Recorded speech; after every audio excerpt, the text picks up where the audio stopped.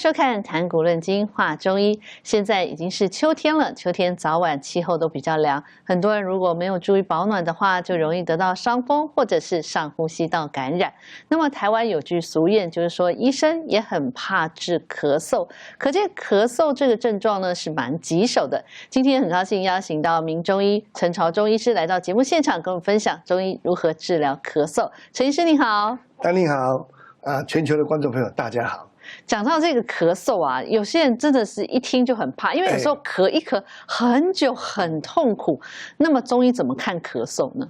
根据中医的典籍里面，它有一句话，五脏六腑皆令人咳啦，所以它可能是肝心脾胃肾各脏所引起的。不过没有归纳起来，它主要是以六邪所谓的风寒暑湿燥火。可能比较有密切关联。不过我们一般来咳嗽来讲，就是我们可以分作所谓的这个外感的咳嗽，还有内伤的咳嗽这两个部位。那大概外感的咳嗽里面，当然就有所谓的风寒咳嗽，还有风的咳嗽最为常见。那当然所谓的内伤的咳嗽，就是说当他身体的一个体力的消耗过度，而引起一种虚弱性的一个咳嗽。不过我们在临床治疗上，以风寒跟外感风热的咳嗽占为大宗。所以还是外来的一个寒气入邪的嘛，对不对？对。那如果以中医来治疗，会怎么样去治疗？您刚刚有说外感有热的啊，有寒的啊，有不同的，那各自要怎么治疗呢？其实我们在治疗咳嗽里面，我们当然会从它的一个症状风寒的咳嗽呢，它有一些比较特殊的一个症状，就是说，当我们这个外在的环境或者身体比较虚寒的时候，那我们身体对于环境的一个反射动作，就是让我们的鼻子、我们气管壁分泌比较多的水分，而来的对抗环境的这些变化。那这种症状就是主要就是会出现胸闷痰白还有像流鼻涕，那当然这个鼻涕是白的或者是水样的。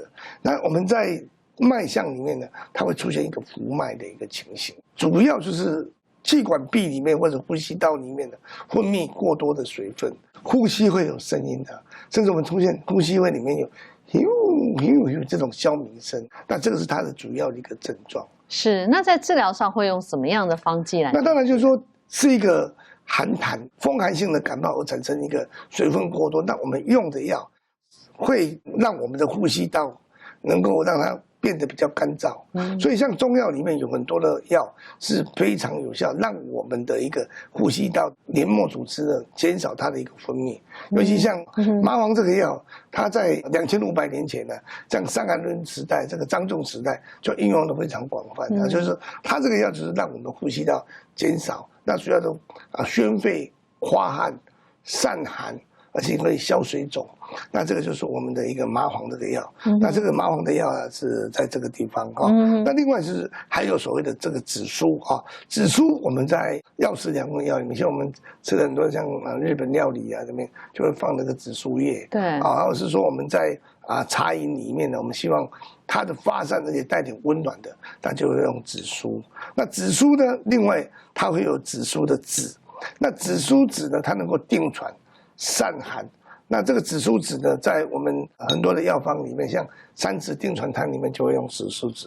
接下来最后一位，这个叫做辛夷，这毛毛的，辛夷又叫木比花它主要是说它的一个花它里面有一些精油的成分，它主要有香喘的作用，尤其像鼻塞不通这个都会用辛夷。那一个非常有名的药方叫做辛夷散，它以它为君药，所以我们对于风寒性的咳嗽呢，在治疗上呢。是有它的一个特色，就是说用香串的方式。第二个是让气管壁分泌减少，而达到气管干燥，让我们的呼吸比较能够通畅。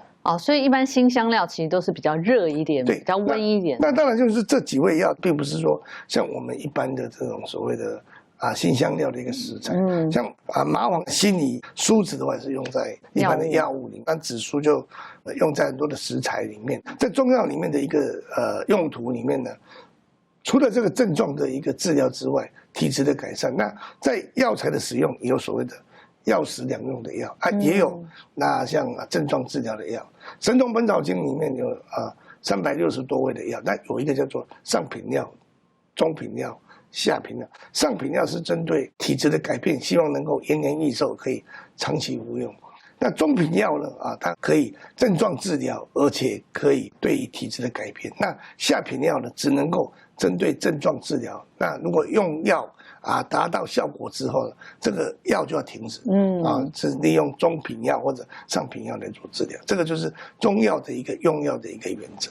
是，那讲到这个比较伤寒性的这种咳嗽的话，那有些食物一定不能吃。可是我们一般会说，哎，我们要吃梨子啊，其实是固肺啊。那这时候伤寒型是不是也不宜吃梨子？所以我们如果说以所谓的风寒型的这个咳嗽来讲，它主要是气管壁分泌过多的水分。那像鼻塞啦，或者像呼吸的一种声音啊，主要是水分过多。所以我们在食疗养生方面，我们要特别的注意。那我想我们有一些饮食上一些迷思，饮食上禁忌，可能有一些误解。那大家都说这个咳嗽呢，好像不能吃梨子。那有的时候咳嗽是可以吃梨子，尤其我们这个水梨炖冰糖，好像非常热门。对，但实际上像这种风寒性的咳嗽，不适合水梨炖冰糖或者吃水梨。为什么呢？水梨它本身有很好的一个清凉泻火的作用。如果说你是这种风寒性的咳嗽的话，那气管壁本来这个水分就已经很多了。那如果说你在吃了这些水梨以后，所谓的雪上加霜了，让你的气管壁呢水分更多。所以像水梨、西瓜吃多了会降低抵抗力，影响自我复原。这些比较属于清热泻火的东西，在于风寒咳嗽来讲，其实并不适宜。医生，那么热感的那个咳嗽是什么症状呢？风热咳嗽它主要是跟这个上呼吸道感染有密切关系的哦。那风热咳嗽它主要的症状，就像它的痰呢会黏黏的，甚至没有痰。第二个就是说它会喉咙痛，那讲话会沙哑、口渴、口干的一个情形，它会流黄色的鼻涕所以就是上呼吸道感染的一些综合性的症状，大概都有，或者说有一些像头痛身体有酸痛那个就是一种风热感冒，病毒性的感冒。那我们在脉来拔起来的时候，脉是浮数的，是出现热象的。那症状上呢，当然就是说以咳嗽的一个急性期，那这个就是所谓的风热性感冒。但是实际上这个咳嗽可能会拖比较久的时间，像我们常常看到咳了2个月、6个月都有，咳到热不痛，咳到小便失禁。尤其像中年的妇女朋友因为生产过后都是比较会有子宫压的膀胱的一个状态，那一咳的时候就会有小便失禁的一个情形。那一般来讲，我们对咳嗽的一个治疗，就主持人所讲的，就是说，在医师的一个辨证方面，可能要特别的小心。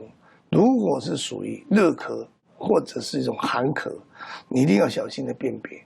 刚才讲到一个湿咳的症状、寒咳的症状，气管壁分泌过多的水分，或者鼻子里面分泌过多的水分。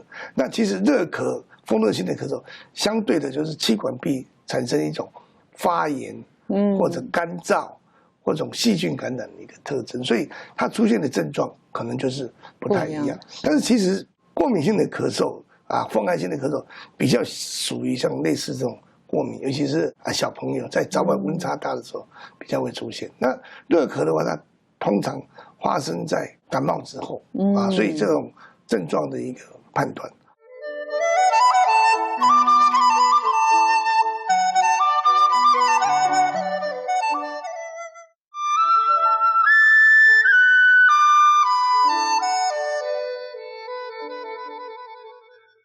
那另外就是说，我们在常用的一个药材方面，我们有完全不一样的一个选择。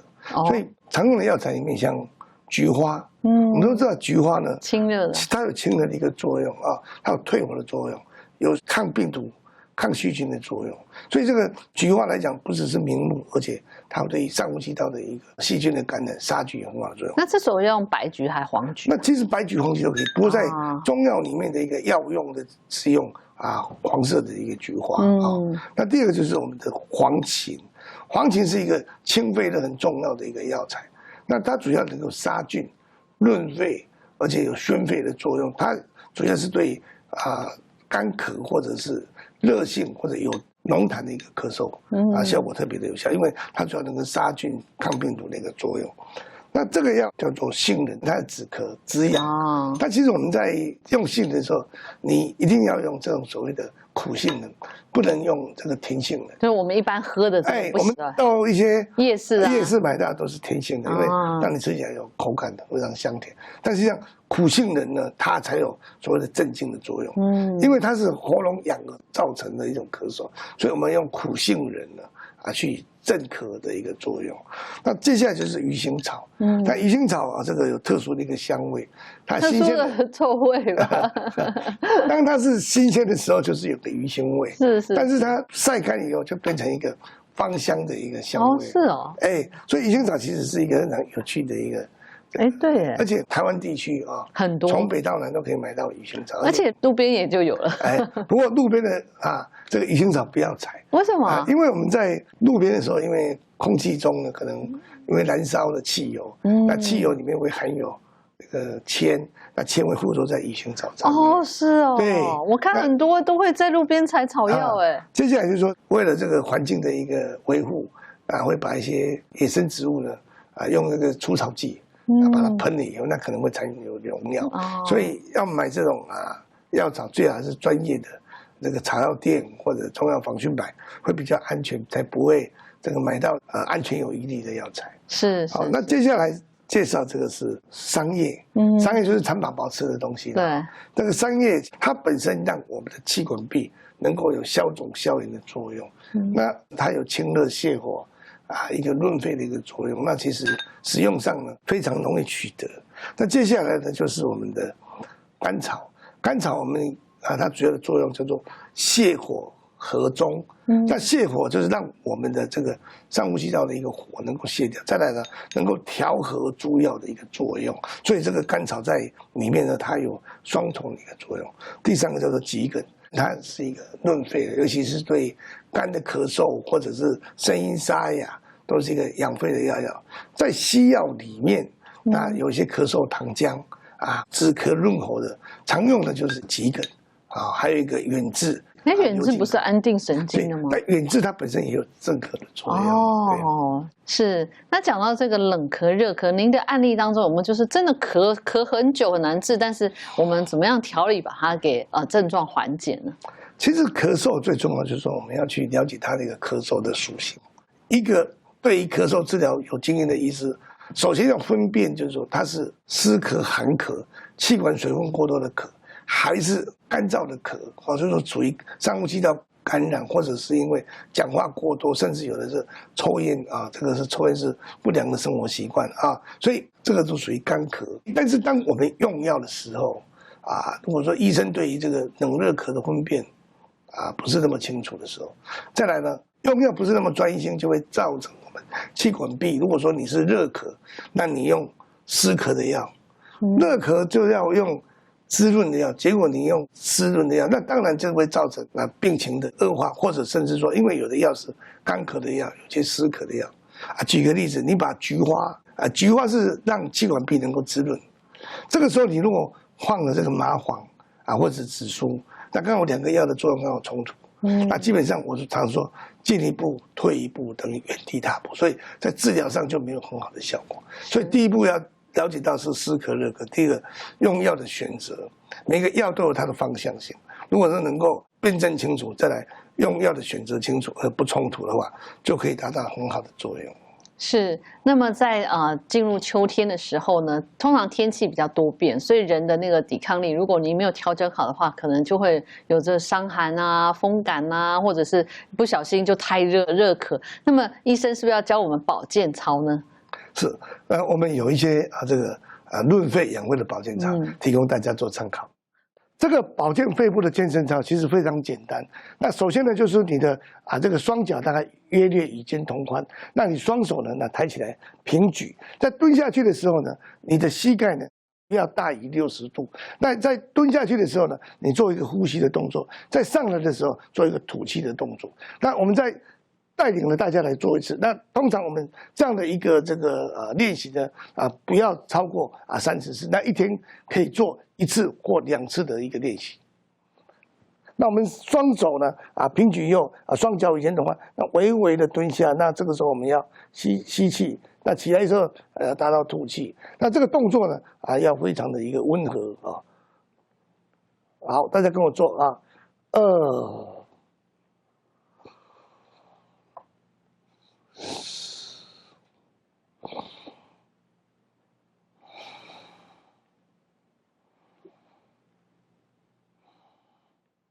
今天呢，医生会针对热咳以及寒咳来教我们2个穴位，可以帮助我们做缓解。是哪2个穴位呢？热性咳嗽主要是要以清热解毒的一个穴道为主。那我们推荐使用所谓的曲池的穴道。曲池在哪里呢？就是在我们手肘横纹头的顶端。那我们用拇指或食指或者一些辅助的一些按摩的器具，往手肘中心呢按压。那一次大概按压20个次数左右，就是说每按压大概20下左右，那大概是2、3分钟来把它完成。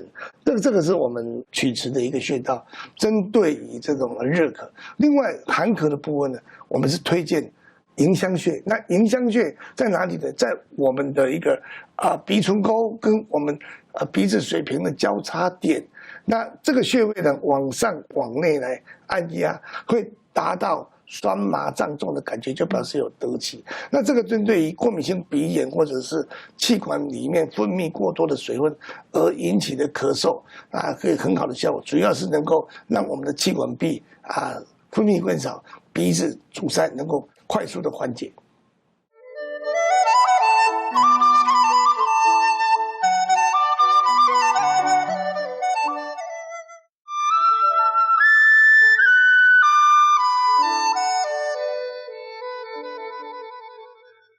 通常人在咳嗽的时候呢，就非常的不舒服，有时候也没有就是口腹之感，就觉得说吃东西觉得也不太想吃，也吃不下。那么这时候呢，不同的比如说热咳跟寒咳，到底要分别可以吃什么，然后帮助我们呢？在日常生活里面呢，有非常多的食物呢，对我们的这个咳嗽有很大的一个影响。那这个热性的食物呢，大概让我们的寒咳可以得到改善举个例子。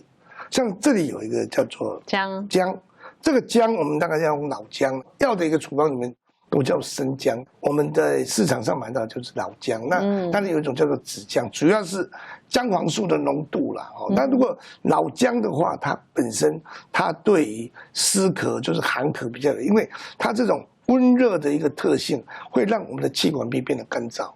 但像其他有一些辛香料，包括像桂枝或者是这个胡椒啦，这些都是对于气管壁能够变得干燥，所以适合湿咳或者过敏性咳嗽来使用。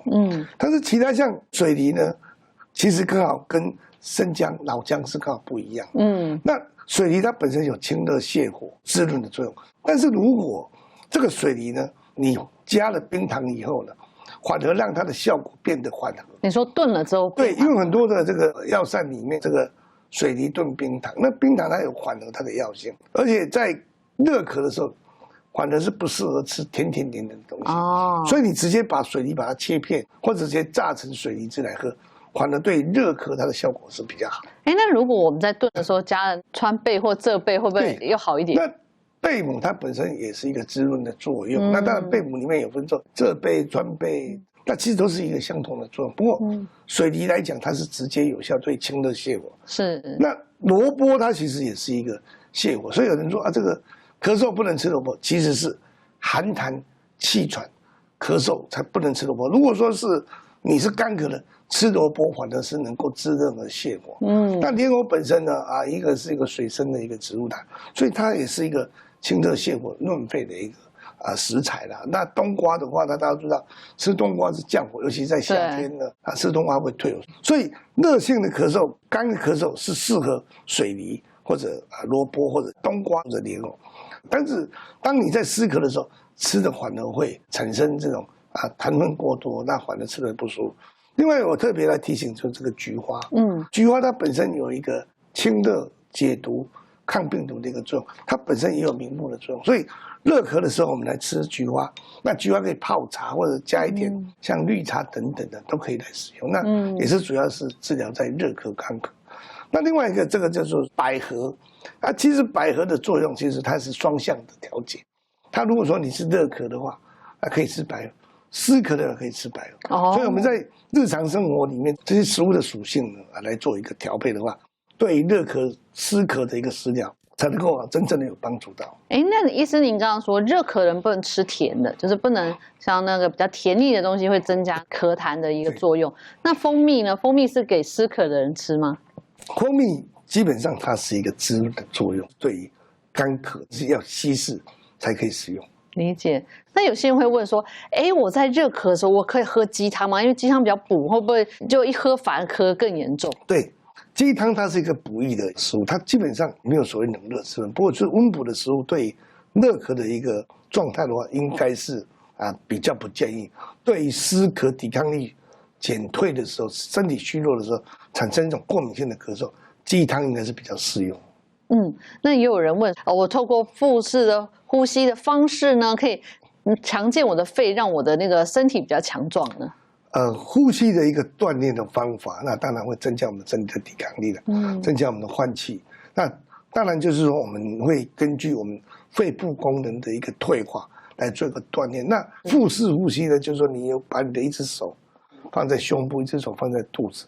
那我们正常呼吸的时候呢，其实在我们吸气的时候呢，其实肚子是向上缩的，那我们吐气的时候，肚子是什么向下的，所以腹式呼吸刚好相反。所以当我们吸气的时候，肚子让它撑大，肚子扩大的话，让胸腔呢有更大的一个肺活量，那当然就会增加我们身体的一个换气的，尤其是对于寒性的咳嗽是比较有用的。但是如果对于干性的咳嗽、风热性的咳嗽，其实没有什么帮忙。理解。所以今天呢，医师也跟我们分享了保健操，大家有空也可以多做一下。那如果有需要的话，也可以练练腹式的呼吸法。那今天呢，非常感谢医师来到节目现场跟我们分享，就是这个咳嗽呢，我们要怎么样去分辨？我想这是第一重要，因为你分辨对了，那么你就治疗也对，你吃东西也对，那自然身体就会比较快好转。谢谢医师，谢谢，谢谢。